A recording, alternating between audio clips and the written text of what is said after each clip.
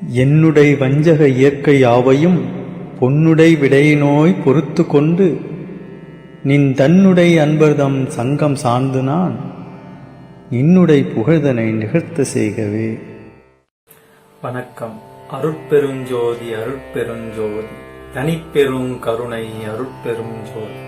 எல்லா உயிர்களும் இன்புற்று வாழ்க, கொல்லா விரதம் குவலயமெல்லாம் ஓங்குக, நல்லோர் நினைத்த நலம் பெறுக, நன்று நினைத்து எல்லோரும் வாழ்க இசைந்து.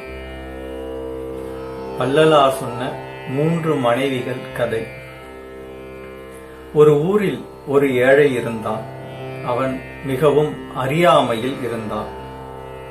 அவனை இருள் வடிவம் கொண்ட கொடியவள் ஒருத்தி மயக்கி மணந்தான். அவளுக்கு இது சரி, இது தவறு, இது இருள், இது பகல், இது இன்பம், இது துன்பம் என்று எதுவும் தெரியாது. அவள் அவனை மிகவும் கொடுமைப்படுத்தும் அரக்கியாக இருந்தாள். அவர்கள் இருவருக்கும் அறிவில்லாத ஒரு மூடப்பிள்ளை பிறந்தான். அவன் அவனுடைய தாயை விட மோசமானவனாக இருந்தான். இந்த இருவராலும் அந்த ஏழை மிகவும் துன்பப்பட்டார். இந்த நிலையில் அந்த ஏழையை இரண்டாவதாக ஒருத்தி ஏமாற்றி மணந்தாள். அவள் அண்டத்தை எல்லாம் அணுவுள் நுழைப்பாள், அணுவை அண்டமாக்கி சிரிப்பாள், பொய்யை மெய்யாய் பொருந்தி மகிழ்வாள், மெய்யை பொய்யாய் செய்வாள். அண்ட சராசரங்களை எல்லாம் கொண்டையில் முடித்துக் கொள்வாள். யாராக இருந்தாலும் அவள் ஒரு கணத்தில் மயக்கி விடுவாள். அவள் அந்த ஏழையின் மானத்தை காற்றில் பறக்க விட்டாள். அவள் அந்த ஏழையை படுத்தும் பாட்டை சொன்னால் காதை பொத்திக் கொள்ள வேண்டும். அப்படிப்பட்ட அவள் கொடுந்தவம் புரிந்து ஒரு குரங்கை பெற்றெடுத்தாள். அவன் செய்கின்ற சேட்டையை சொல்ல வாய் கூசும். அவன் சிறியவனாயினும் கோபத்தில் கொடியவன். மது அருந்தி மயங்குவான், மதம் பிடித்து துள்ளுவான், காம குழியிலேயே கிடப்பான், இரக்கமில்லாதவன். இவன் செய்யும் கொடுமையை சொன்னால் பாறை கற்களும் சிதைந்து கசியும், கனத்த மரங்களும் கண்ணீர் பொழியும். அப்படி இருக்க அவனது இரண்டாவது மனைவிக்கு இன்னொரு மகனும் பிறந்தான். அவன் தாயோடும் பழகுவதில்லை, அண்ணனோடும் இணைவதில்லை. பாவம் என்றால் பதறிப்போவான், ஆனால் எதற்காகவும் பாடுபட மாட்டான். சின்ன மிரட்டலுக்கும் பயந்து நடுங்குவான். அவனை திடமாக இருக்கச் சொல்லியே சோர்ந்து போவான் அந்த ஏழை தந்தை. அப்படி இருந்து கொண்டிருந்த நாளில் அந்த இரண்டாவது மனைவிக்கு மூன்றாவதாக ஒரு பிள்ளை பிறந்தான். அவனும் பல இடையூறுகளை அந்த ஏழைக்கு செய்ய துணிந்தான். இவர்கள் அனைவரும் படுத்தும் பாட்டை தாங்க முடியாது தவித்த அந்த ஏழைக்கு மேலும் ஒரு துன்பம் வந்தது. அவனுடைய இரண்டாவது மனைவிக்கு நான்காவதாக ஒரு பிள்ளை பிறந்தது. அவன் அடங்கா காலை. அவன் தன் அண்ணன்கள் மூவரையும் அடக்கி ஆள ஆரம்பித்தான். அவன் எல்லா ஆற்றலும் தனக்குள்ளே என்பான். தனக்கு நிகர் தரணியில் யாரும் இல்லை என்பான். விடியும் வரை வீண் வாதிடுவான். அவன் செய்யும் இடரால் அந்த ஏழை நொந்து போனான். இப்படி பலரால் அந்த ஏழை நொந்து கொண்டிருக்க தொல்லை செய்வதையே தொழிலாக கொண்ட இன்னொருத்தி அவனை மிரட்டி மூன்றாவதாக மணந்தாள்.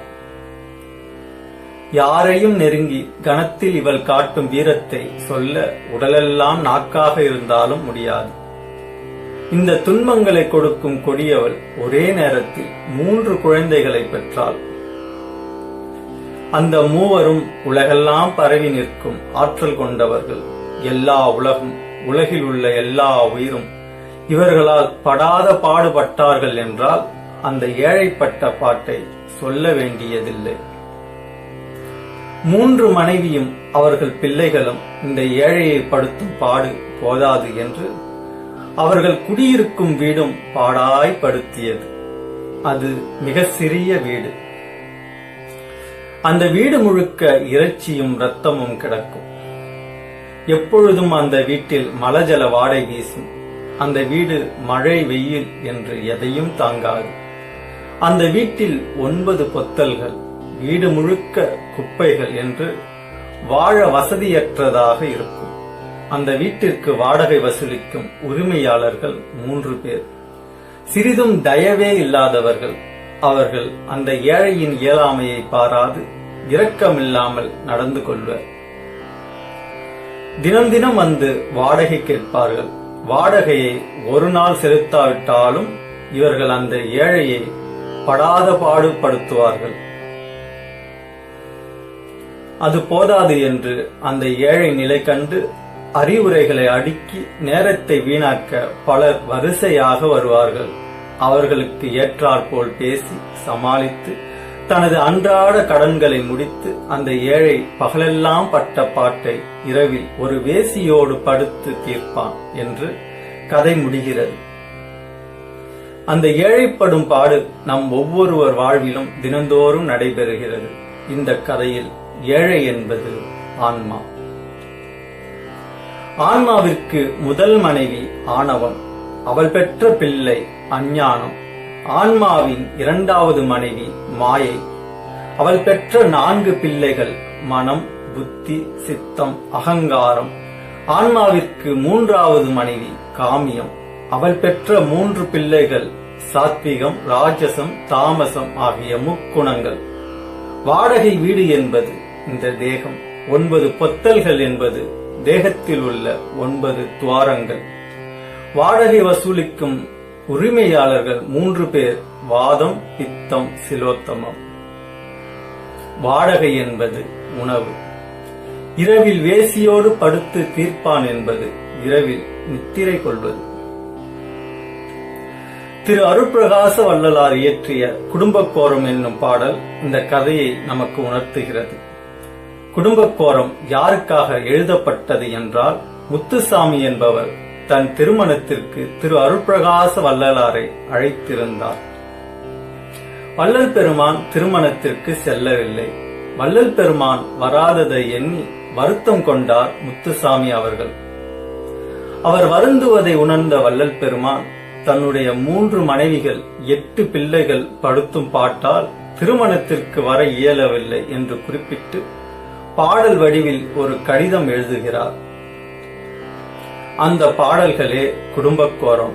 மனிதனாய் பிறந்த ஒவ்வொருவருக்கும் கொடுக்கப்பட்ட மிக உயர்ந்த உபதேசம் அது. தத்துவ குடும்பத்தில் அகப்பட்டு தடுமாறும் கோர நிலையை கூறுவதாதலின் இது குடும்பக்கோரம் என பெயர் பெற்றது. அங்கலிங்கேசனை அகத்தும் புறத்தும் அர்ச்சனை புரிந்து சிவந்தரு சுகமெனும் திருவமுதுண்டு சீலமெனும் தாம்பூலம் தரித்தே அளவில் இன்பம் அனுபவிக்கின்றவன் மூதறிவாளன் முத்துசாமி. என் இயற்பெயர் உடைய இத்திருவாளனுக்கு ராமலிங்கம் எழுதி விடுத்த மயலுரு சோபன வாசகமாவது என்று கடிதத்தை வரைகிறார் வள்ளல் பெருமான். மேலும் திருமணத்திற்கு வராததற்கு பல தடைகள் என்று குறிப்பிடுகின்றார். ஐயனின் புடை இப்பொய்யனேன் போதர தடை பல உள. அதை சொல்ல வேண்டுமென்றால் 1000 கோடி நாக்கு இருந்தாலும் முடியாது என்கின்றார். அவை சாற்றிடை என்றால் 1000 கோடி நாவாயினும் முடியா. சரி, அதை உள்ளத்தில் எண்ணலாம் என்றாலும் இந்த உடலெல்லாம் உள்ளமாக இருந்தாலும் போதாது என்கிறார். எண்ணிடை என்றால் உள்ளம் உடம்பெல்லாம் கொல்லினும் போதா. எழுத என்றாலும் ஏட்டுக்கடங்கா, எண்ணினும் சிறிதே எழுதத் துணிந்தேன் என்று குறிப்பிடுகின்றார் வள்ளல் பெருமான்.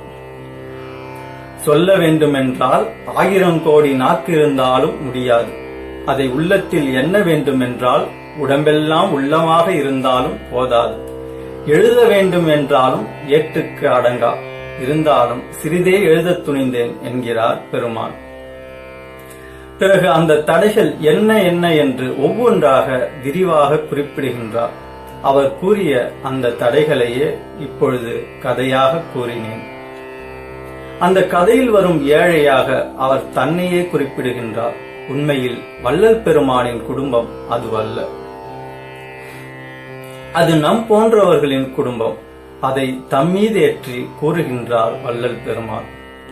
வள்ளல் பெருமான் அக்கடிதத்தை எழுதும்போது அவரின் குடும்பம் வேறொன்றாக இருந்தது. அவரது மனைவி நிராசை, அவரது மகன் சாந்தம், அவருடைய பொருள் உதார குணம், அவருக்கு உற்ற துணைவன் அறிவு, நெருங்கிய நண்பன் நிராங்காரம், பணியாட்கள் சுத்த மனம். அவரது வீடு சகல கேவலமற்ற இடம். நிலைவுறும் நிராசையாம் உயர்குல பெண்டிரோடு நிகழ்சாந்தமாம் புதல்வனும் நெறிவரும் உதார குணம் என்னும் நற்பொருளும் மறுநீக்கும் அறிவாம் துணைவனும் மலைவரு நிராங்கார நண்பனும் சுத்தமுறு மனம் என்னும் நல் ஏவலம் பருசகல கேவலம் இல்லாத இடமும் பெற்று வாழ்கின்ற வாழ்வு அருள்வாய். நன்றி. அருட்பெருஞ்சோதி அருட்பெரும் ஜோதி தனிப்பெரும் கருணை அருட்பெரும் ஜோதி. எல்லா உயிர்களும் இன்புற்று வாழ்க. கொல்லா விரதம் குவலயமெல்லாம் ஓங்குக. நல்லோர் நினைத்த நலம் பெறுக. நன்று நினைத்து எல்லோரும் வாழ்க இசைந்து.